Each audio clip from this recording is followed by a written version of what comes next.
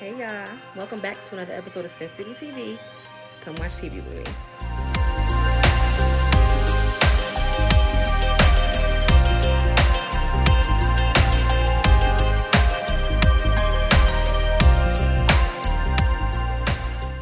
Episode 4, we still don't have any answers. This show never gives us any answers. All they do is go in circles with no answers.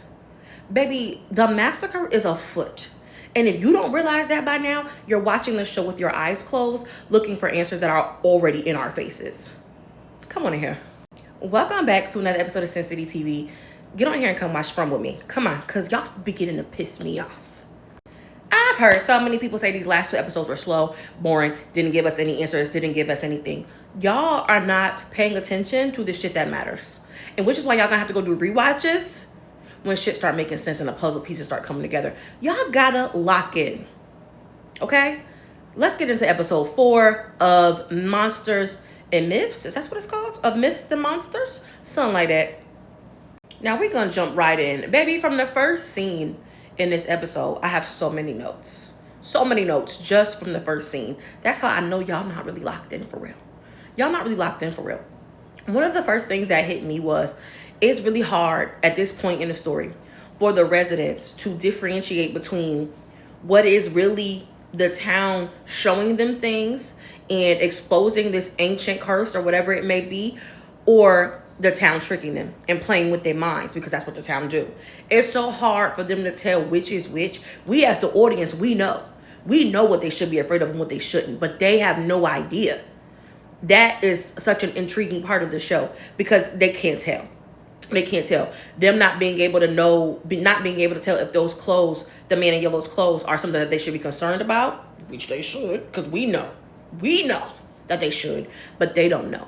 Is it the town playing tricks? The town playing with them? Victor, his memory has always been a little bit confuzzled. Is Victor really remembering something? Or, can we trust Victor's memory? Like, it's all those things in one. And that's really an interesting point in the show for me. And it definitely caught my attention from the very start of the episode. And I was like clapping my little fingers for Henry when he was like, clapping my little fingers like this, y'all. When he was like, I'm going to talk to Victor. I got it. Like, let me handle my son. Because y'all be making him overwhelmed. So chill on him. Chill on Victor. Let me handle it because I know how to, I'm learning how to handle my boy. And I know that's right. I was like, yes, because Victor needs to be protected at all costs. Okay? Protect that man, that boy, that man boy, my baby. Let's talk about Donna.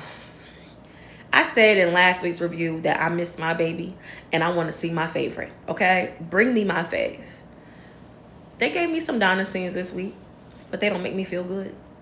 Not at all. Let's get into it real quick. We about to talk about Donna for a second. I made a video before the show before season 4 even premiered.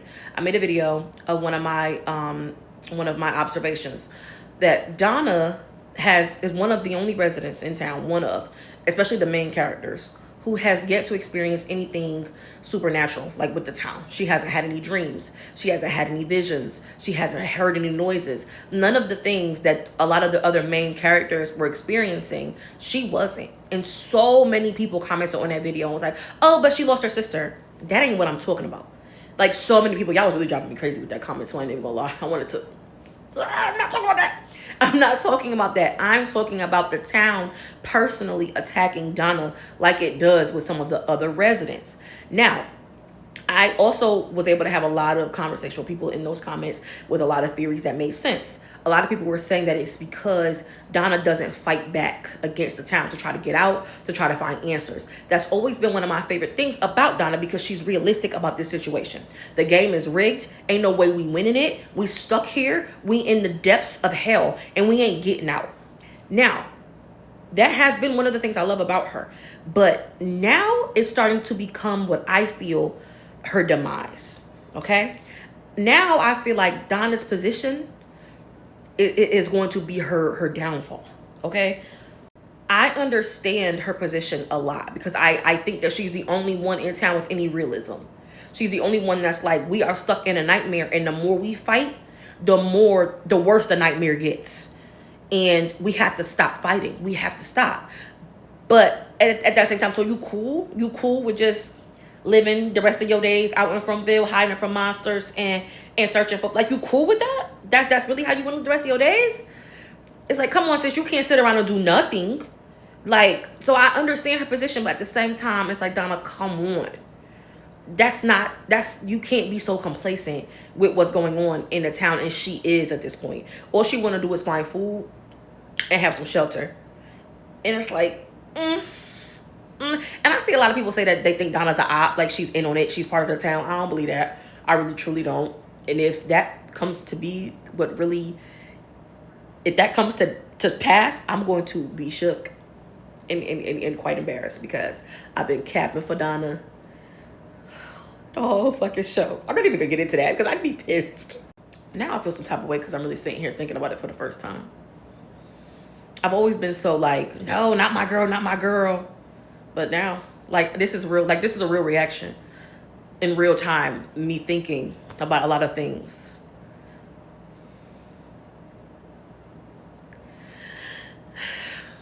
Anyway, though,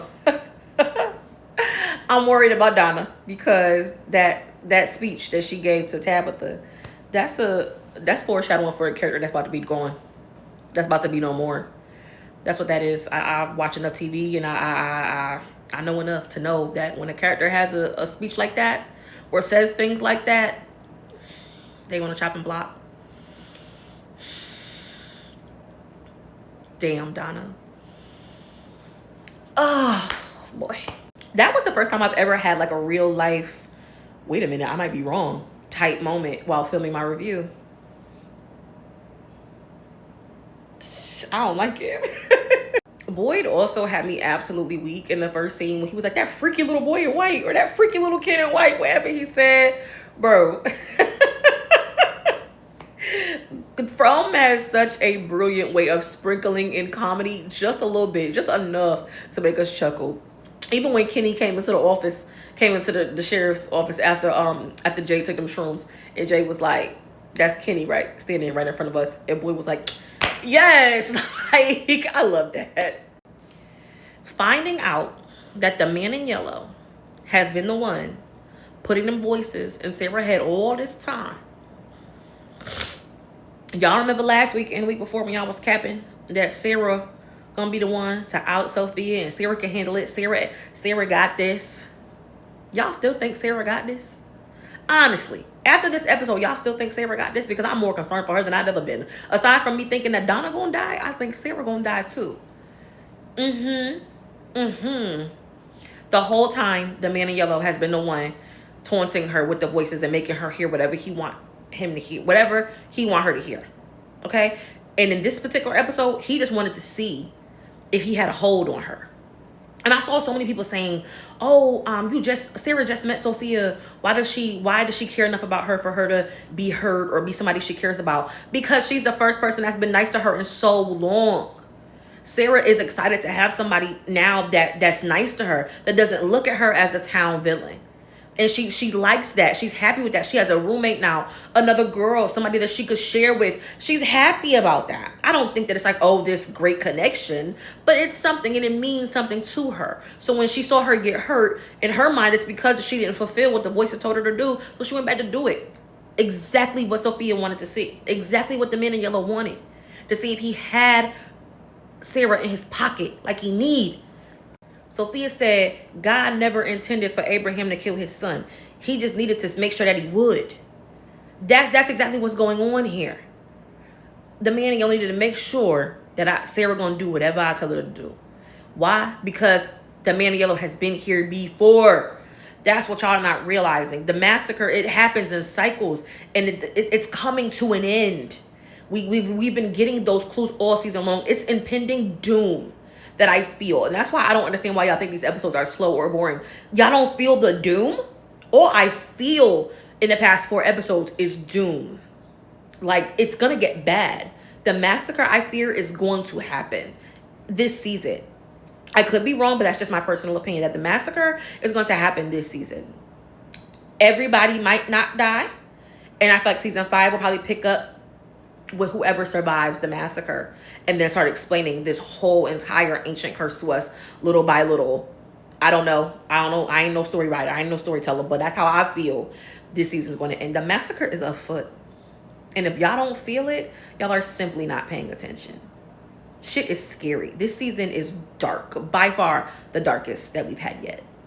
I'm just saying, that's my little opinion, and I'm sticking to it. I feel like the massacre is going to happen. If not this season, definitely next season. It's going to happen, and we're going to be sad. We're going to lose people. Important people, people we love.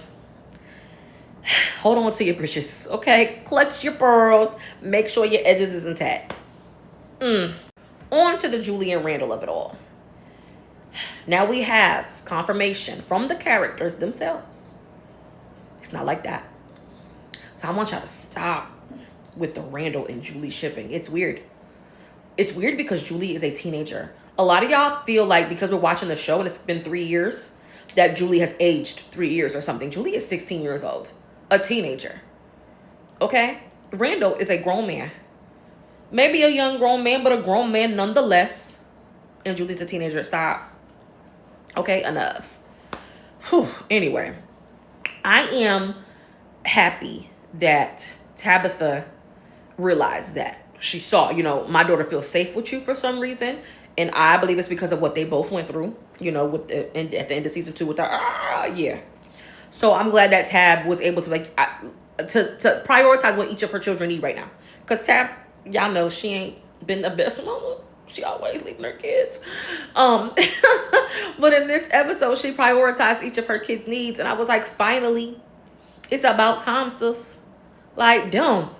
But I will admit, I'm definitely confused about the bookmarking when Julie's story walks. I'm never afraid to get on here and tell y'all I'm confused about some shit or act like I know everything, because I do not. I'm just as confused as a lot of people.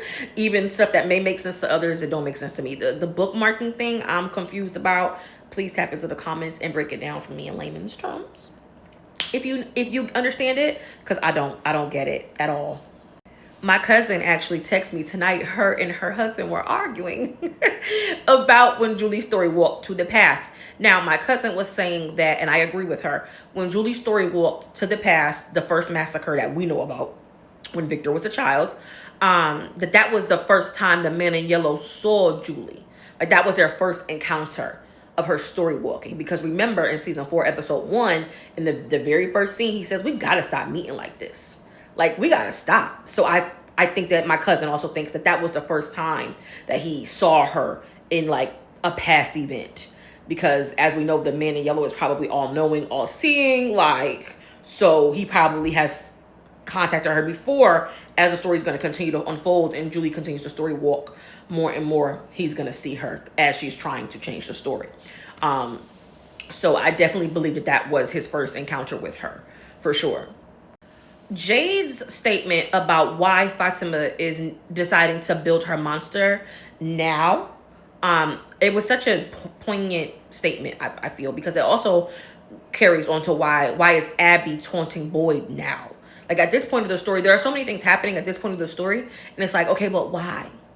Why? I understand why Fatima is building her monster. She wants to feel powerful. It's a spiritual thing, and a lot of scenes in this episode had to do with spiritual things.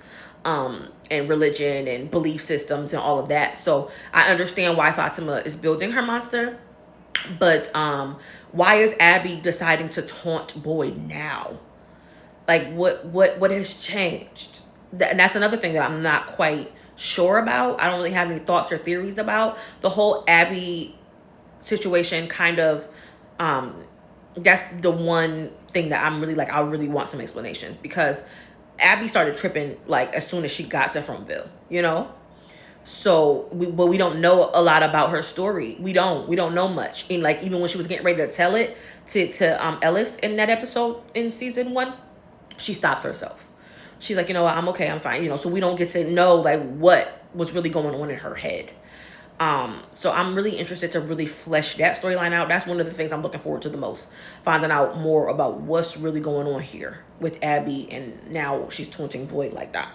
Tabitha taking Ethan on the trip to the settlement, I believe, again, was her prioritizing her children's needs, finally, for once. Even if they believe that Ethan's story is not real, I believe Ethan is very much onto something. Okay. Um, I believe Ethan holds a lot more power in this story than we're realizing. From the very beginning, when Ethan got to Fromville, he had a seizure. Let's not forget, in the RV when he was still injured and he didn't wake up yet. He had a seizure. We all know the seizures now are from the man in yellow. And he saw the boy in white immediately. Like immediately when he got to Colony House, he saw the boy in white. So I believe Ethan holds a lot more power and a lot more knowledge in his young mind than we give him credit for. And because he's a kid, I think people think that he's making things up. When in all reality, it might be tying in. Definitely. Even Julie said it, like books and shit might be tying into whatever the hell is going on here. You know, it's a bigger picture, and I think Ethan has the bigger picture. So I'm happy that Tab took him and is entertaining the thoughts of maybe he might be on something, even if she doesn't believe it. And as you can see, they get to this lake. Something rolls up from deep beneath. Look like some bodies to me, but child, I don't know. It's really only gonna get scarier from here. I feel the doom. Because what is that? And if y'all remember from the trailer, when they go to sleep at the settlement, something big and scary busts in on them. I don't know what that is, or if that even is real, or what happened. I don't know, but I'm not looking forward to it. I'm not looking forward to it. I do not like the settlement. I never liked the settlement. The settlement always gave me the ick. If you go back and look at my season 3 reviews, I never fucked with the settlements. And I still don't. And I stand 10 toes behind. The settlement is not a good place. It's where the food is, but I feel like the town did that on purpose to make a reason for them to keep going there. The settlement ain't kosher. It's not cool. It's not safe. It ain't where nobody should be. And now they're there. Donna, Kenny, Tab, Ethan, and some strangers. They're there. Ellis. Not Kenny. Ellis, my bad. Ellis. Help us, Lord. Help us. That's all I got for this episode. It was one of my favorites. I really enjoyed it. And I encourage, if you feel like these episodes are boring, go back. Go back and watch with your eyes open. Pay attention to the things you think are not important. Because I promise you they are. It's that kind of show. I learned that a long time ago watching TV. Not paying attention to the slow episodes, and then boom, something happened that tied right back into that slow episode and I should have been paying attention to. So yeah, this was a wild one. I'm scared. Like I said, hold on to y'all's britches. I'm gonna call y'all back.